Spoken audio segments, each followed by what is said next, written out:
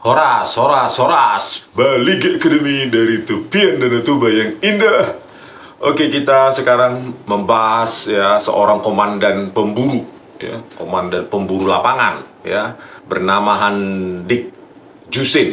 Ya, dia menjabat pada tahun 2020 itu, ya, 7 Desember 2020, tewasnya dan dibantainya 6 laskar FPI, ya, 7 Desember 2020. Nah, orang ini ya, Handik Jusin ini menjabat sebagai Kasubdit Reserse Mobile ya, mobil ya, Resmob ya. Jadi kita akan kita bahas apa perannya di situ. Sebenarnya sangat minim sekali ya ketika dihadirkan di persidangan. Orang ini sangat minim sekali perannya digali oleh para jaksa, terutama apanya orang ini ya, jejak digitalnya orang ini, baik dari PC-nya, laptopnya, iPad-nya atau HP-nya itu tidak diekstraksi oleh ahli forensik digital saat itu. Inilah ya sidang sesat ya, orang-orang terlibat di lapangan, bahkan pimpinannya ya, Kapolda Metro Jaya, Direktur Reskrimumnya gitu ya, Tubagus Ade Hidayat, harusnya semua kan diekstrak ya, untuk bagaimana komunikasi mereka antara yang pengambil kebijakan dengan komando di lapangan dan eksekutor di lapangan ya, tapi itu tidak dilakukan ya. Dan ini ya 7 Desember 2020 kejadiannya, maka sudah lewat sedikit ya 4 tahun kasus ini ya, tewasnya dan dibantainya 6 laskar FPI. Makanya dia sudah 4 tahun ini berlalu. Pak Prabowo, ayolah dibongkar Pak ya, karena kalau ini tidak dibongkar, saya yakin ya hal semacam ini akan terus terjadi terulang kembali ya.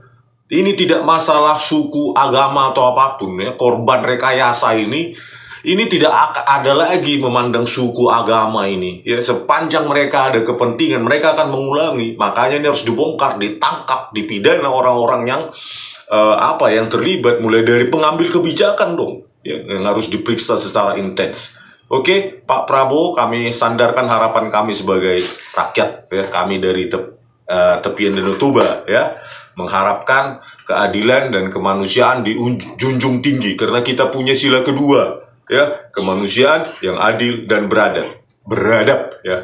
Oke, kita dengarkan dulu apanya ya, seluk-beluknya ketika Handik Jusin ini pada saat itu berpangkat AKBP ya. Handik Jusin perannya apa pada saat katanya dia komandan pemburu laskar FPI. Oke, lanjut.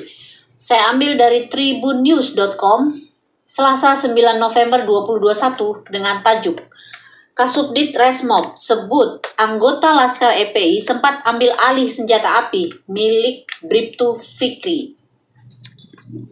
Kepala Subdirektorat Reserse Mobile Kasubdit Resmob Polda Metro Jaya AKBP Handik Jusin dihadirkan JPU sebagai saksi dalam sidang lanjutan perkara unlawful killing di Pengadilan Negeri Jakarta Selatan, Selasa, 9 November 2021.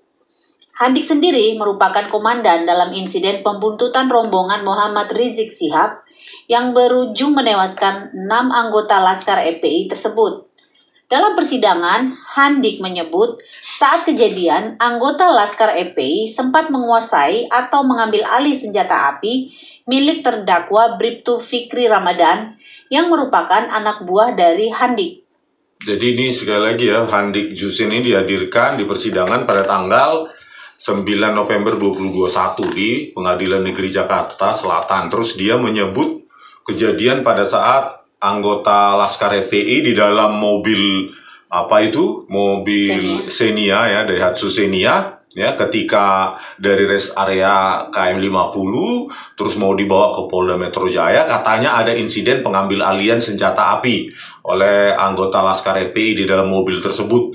Nah, katanya senjata apinya itu milik terdakwa yang di sidang itu, Bribtu Fikri Ramadan, yang merupakan anak buah Handik Jusin. Nah, ini sekali lagi ya, karena yang di dalam mobil itu keempat Laskar FPI itu sudah tewas dan tidak memberikan kesaksiannya, maka kejadian ini merupakan satu-satunya kesaksian dari apa yang terjadi ya oleh terdakwa itu ya, Fikri Ramadan dan Yusmin Ohorela yang dikutip oleh Handik Jusin ini katanya ya. Oke, lanjut. Kondisi perebutan itu, kata Handik, terjadi di dalam mobil saat 4 anggota ex-Laskar FPI hendak dibawa ke Mapolda Metro Jaya dari rest area KM 50 Cikampek.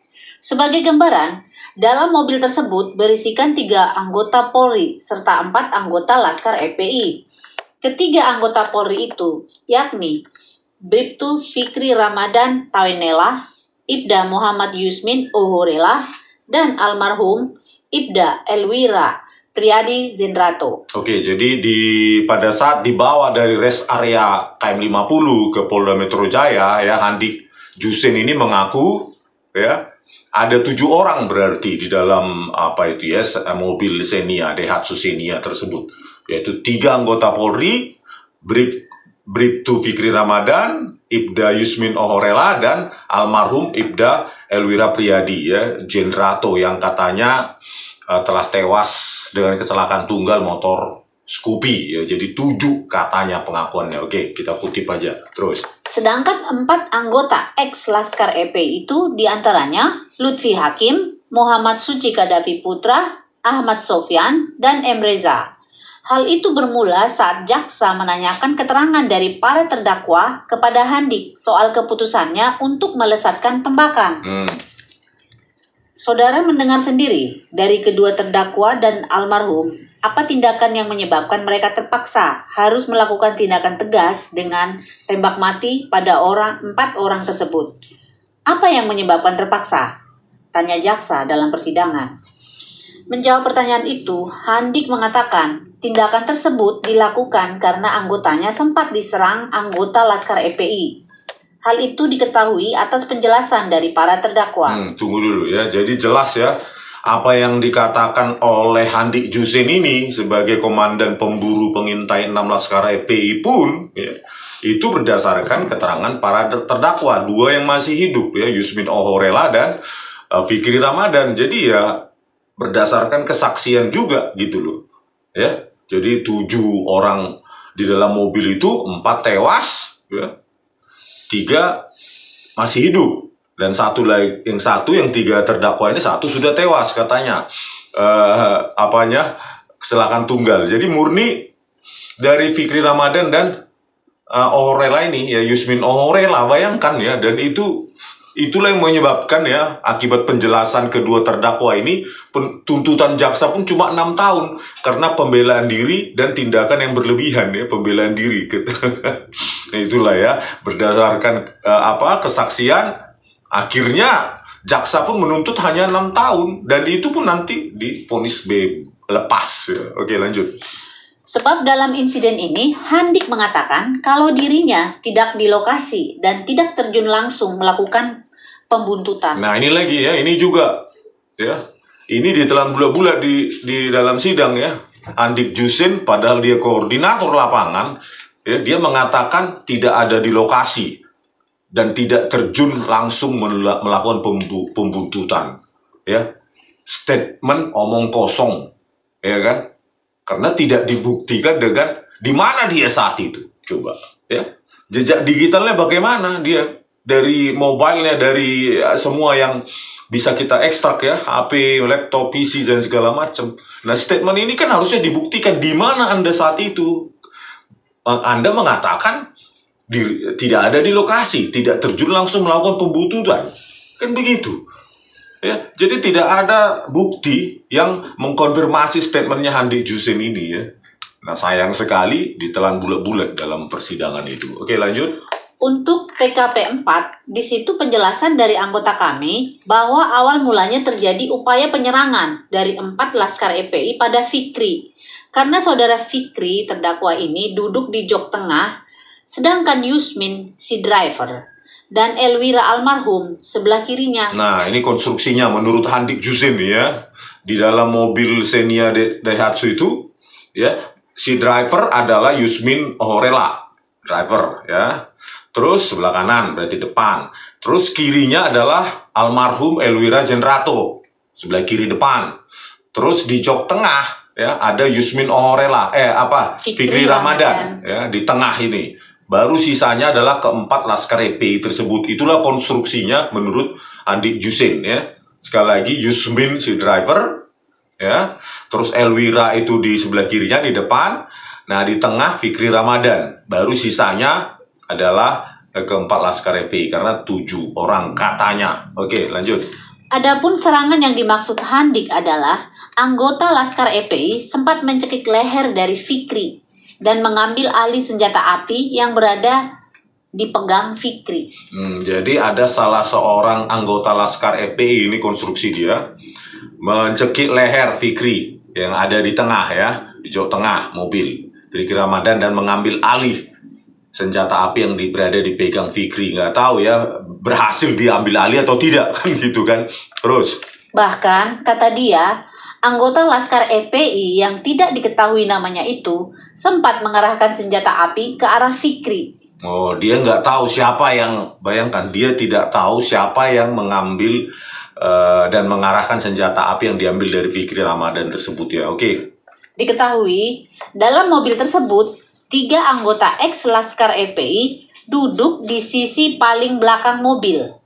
Sedangkan Bribtu Fikri Ramadan Tawenela duduk di sisi tengah bagian kiri bersama dengan Lutfi Hakim. Oh, berarti ya Yusmin driver, Yusmin Ohorela di depan itu, jok depan adalah Elwira. Terus berarti di tengah itu Bribtu Fikri Ramadan. Fikri Ramadan. Terus sebelah kanannya di tengah juga berarti Lutfi Hakim.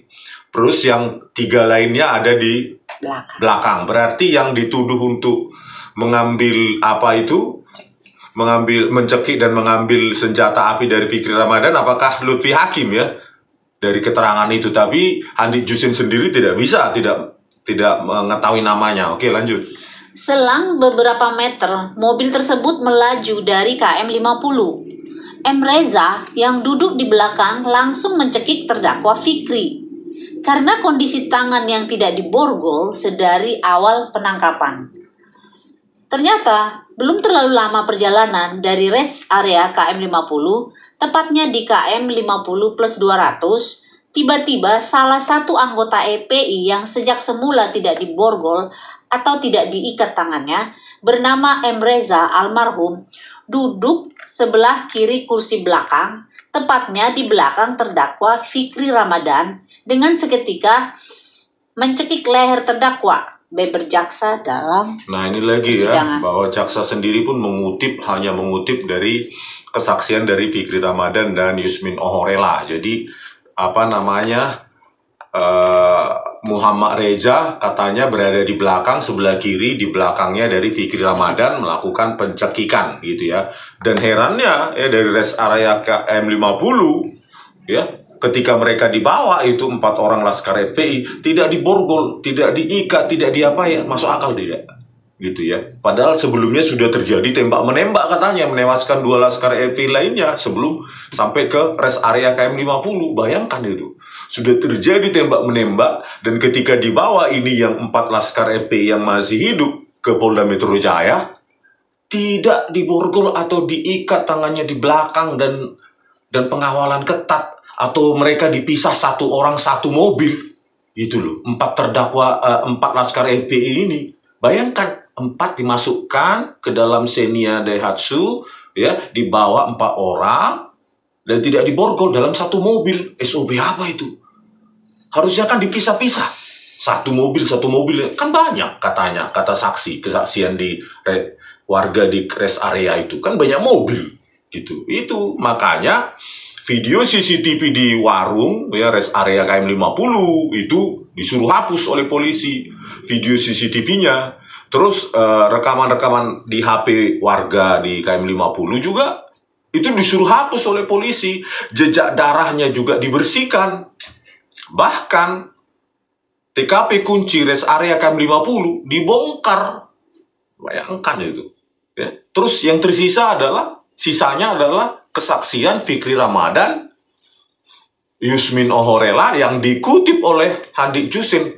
Inilah gaya scientific crime investigation kepolisian di negara Konoha. Ya. Oke, lanjut. Melihat kondisi tersebut, rekan dari Reza yakni Lutfi Hakim yang duduk di samping Fikri membantu Reza untuk mencekiknya dan berupaya merampas senjata api yang dimiliki Fikri. Sedangkan anggota FPI lainnya, Ahmad Sofyan dan Muhammad Suci Kadafi Putra juga turut membantu kedua temannya dengan cara mengeroyok dan menjambak rambut Fikri. Namun terdakwa Fikri Ramadan belum bisa mereka lumpuhkan atau mereka tidak dapat merampas senjatanya. Ini tadi statement jaksa tadi ya, bahwa Ahmad Sofyan, Muhammad Suci Kadafi Putra membantu kedua temannya mengeroyok. Bayangkan, 4 orang berarti mengeroyok Fikri Ramadan nih di kursi jok tengah. Dan ketika dilakukan visum et repertum pada Fikri Ramadan, cuma ada di sini sebelah kiri ya, semacam luka 6 cm ya, seperti digigit belalang. Bayangkan 4 orang harusnya ya, orang dewasa mengeroyok, menonjok, menjambak Fikri, itu harusnya kalau visumnya itu sudah banyak harusnya. Tapi kan nggak berkesesuaian ini. Kenapa visumnya cuma di sini goresan 6 cm sesuai dengan putusannya, yang menjadi argumen juga oleh Hakim Agung Kasasi Hakim Desnayeti ya, yang menerima kasasi itu gitu loh. Itu argumennya, kalau memang dikeroyok, mereka menjambak, memukul ya. Keempat orang ini ya, Ahmad Sofyan, Muhammad Suci Kadafi Putra, terus Lutfi Hakim dan Muhammad Rejo ini mengeroyok 1 orang, harusnya sudah bonyoknya luar biasa itu Fikri Ramadan ya. Tetapi visum et repertum cuma 6 cm, ini kan jadi fiksi ya, yang dikutip jaksa ini. Oke, lanjut.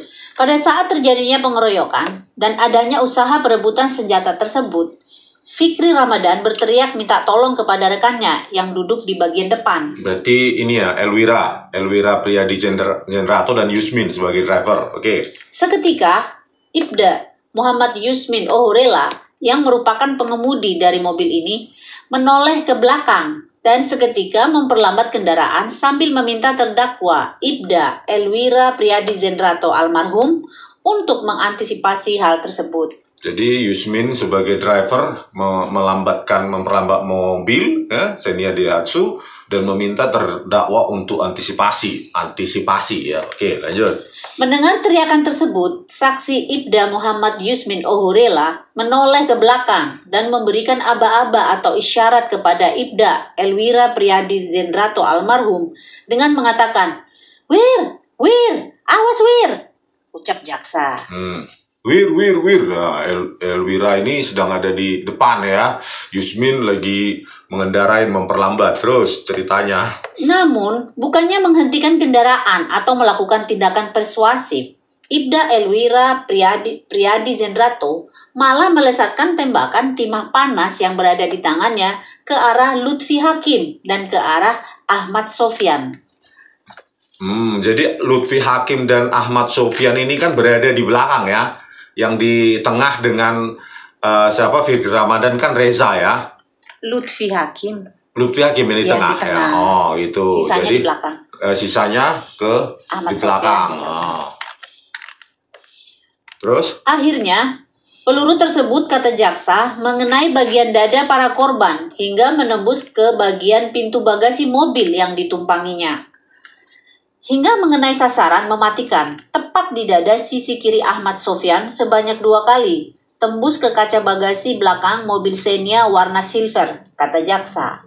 Oh, bisa ya dari depan itu logikanya menembak begitu tepat di dada kiri 2 kali ya. Ahmad Sofyan yang berada di belakang, jok belakang gitu ya. Hebat sekali, padahal di tengah itu ada orang ya. Lutfi Hakim dan Fikri Ramadan. Kok bisa?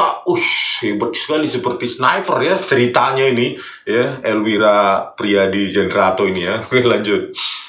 Setelah selesainya penembakan yang dilakukan Ibda Elwira Priyadi Jenrato almarhum dan melihat keadaan Fikri Ramadan, Tawenela sudah merasa aman dan terlepas dari cekikan M. Reza maupun jambakan Muhammad Suci Kadafi Putra.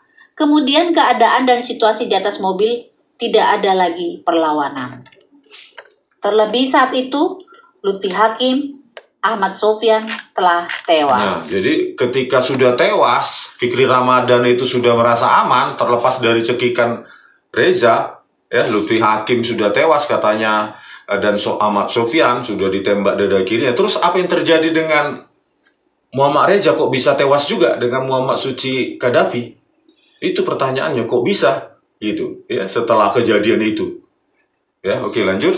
Akan tetapi, penembakan itu kembali dilakukan oleh terdakwa Ibda Elwira Priadi Zenrato almarhum yang kali ini menyasar M. Reza dan Suci Qaddafi Putra, di mana kondisi sudah tidak memiliki senjata dan tidak ada perlawanan. Oh, jadi di situ dikatakan meskipun sudah ada tidak perlawanan, ya tidak memiliki senjata, Muhammad Reza dan Muhammad Suci Qaddafi Putra ini tetap aja ditembak oleh Ibda Elwira Priadi Zenrato ya, karena dia sudah almarhum, maka semua kesalahan itu sepertinya seperti itu ya, semua kesalahan itu ditimpakan kepada Elwira Priadi Zenrato ya, almarhum atau almarhum dibuat-buat ya, karena kita sudah periksa, sudah baca investigasi dari Detik X ya, bahwa jalan di mana di tempat dia dikatakan tewas kecelakaan tunggal dengan motor Scoopy pun sudah tidak ada ya.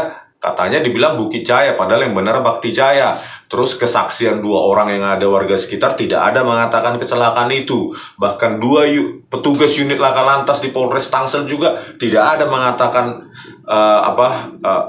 aparat polisian yang kecelakaan di tempatnya bernama Elwira Priadi Zenrato ya. Ini orang bisa jadi ya almarhum di tempat lain atau ya masih hidup dan disembunyikan orang ini, dipalsukan kematiannya. Hanya ada 2 kemungkinan ya. Yang pasti tidak ada kecelakaan tunggal di situ menurut warga sekitar, 2 orang warga sekitar dan 2 orang petugas unit laka lantas. Bayangkan itu. Jadi orang ini, Ibda Elwira Priadi Zenrato ini bisa jadi 2 kemungkinan itu ya, masih hidup di suatu tempat, dipalsukan kematiannya, atau dia tewas dengan cara lain di tempat lain. Gitu. Ya, jadi karena dia tidak dihadirkan di persidangan, dengan disangkakan dia sudah almarhum, ya sudah sekalian aja semua kesalahan di mobil Xenia Daihatsu itu ditimpakan ke dia. Jadi Yusmin Ohorela dikonstruksi sebagai driver, Fikri Ramadan seolah-olah dia cekik nggak bisa melakukan apa-apa. Akhirnya yang melakukan perbuatan penembakan itu si almarhum ini atau terduga almarhum ini ya, atau pura-pura almarhum ini kan gitu. Oke, lanjut. Selanjutnya, terdakwa Elwira Priadi Zenrato tanpa berpikir lalu mengarahkan kembali senjata apinya dan menembakkan lagi ke arah Muhammad Suci Qaddafi Putra dan tepat mengenai sasaran yang mematikan di dada sebelah kiri sebanyak 3 kali. Bayangkanlah ya, sudah tidak ada perlawanan, mereka tidak ada lagi senjata ya, katanya tidak ada lagi senjata mereka pegang ya, yang katanya mau diambil dari Fikri Ramadan ya. Jadi Muhammad Suci Qaddafi Putra ini juga ditembak juga dengan Muhammad Reza ini oleh yang katanya almarhum Elwira Priadi Zenrato. Nah, di sini kan kita bisa ya menganalisa ya, ketika dia sudah dikatakan almarhum atau diduga almarhum atau pura-pura almarhum karena nggak bisa dihadirkan di persidangan, ya sudahlah sekalian aja kesalahan itu dikasih ke dia. Itu biar aman Fikri Ramadan, terus Yusmin Ohorela ya. Ya gitu aja, selesai masalah. Jadi orang ini, Fikri Ramadan dan Yusmin Ohorela, divonis lepas meskipun tuntutan cuma 6 tahun penjara, karena jaksa pun bekerja ya suka-suka lah ya, berdrama. Semua diterima kesaksian mereka. CCTV yang katanya online tetapi tidak bisa mengirim gambar ke server juga ya, oleh saksi suka-suka juga ya. Yoga Trianggoro, Direktur Operasional Toll Road ya, Jasa Marga Toll Road, diterima juga ya, 20 jam sebelum kejadian di KM 49-72 diterima juga mentah-mentah oleh jaksa. Jadi ini sudah drama-dramaan lah ini ya, kayak kita belajar drama di sekolah ya. Kalau kami di kampung ya drama Natal gitu ya drama-drama suka-suka ya, karena jaksanya sudah tinggal terima, hakimnya sudah tinggal terima ya udah selesai masalah. Apakah begini cara kita membuktikan penegakan hukum? Ya banyak sekali. Ya, sudah begitu video CCTV di KM 50 rest area juga disuruh hapus oleh polisi. Luar biasa.